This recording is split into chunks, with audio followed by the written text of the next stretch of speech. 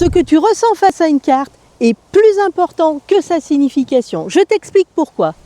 Quand tu tires les cartes, tu as une image devant toi qui crée une émotion. Si tu prends simplement la signification de la carte, c'est statique. Je te donne un exemple. Tu prends l'ermite. L'ermite, il a un bâton. Avec le bâton, dans les significations toutes prêtes, tu vas toujours avoir cette même signification. Le bâton, il s'appuie, c'est le bâton de la sagesse, etc.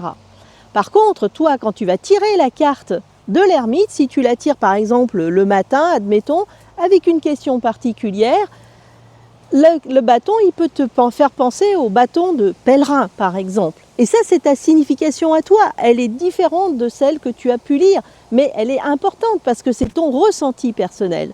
Et si tu tires la carte un autre jour, eh bien, ce bâton, ça peut être peut-être le bâton pour te faire battre. Et là, c'est aussi ton ressenti du moment où tu tires la carte avec la question que tu as.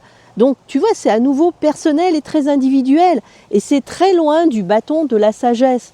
Donc, c'est important. Pense toujours que ton ressenti et tes émotions priment sur la signification générale et tu auras des super tirages précis et très individuels. Et si tu veux travailler tes techniques de tirage, commente le mot tirage dans les commentaires pour recevoir les 20 techniques de tirage.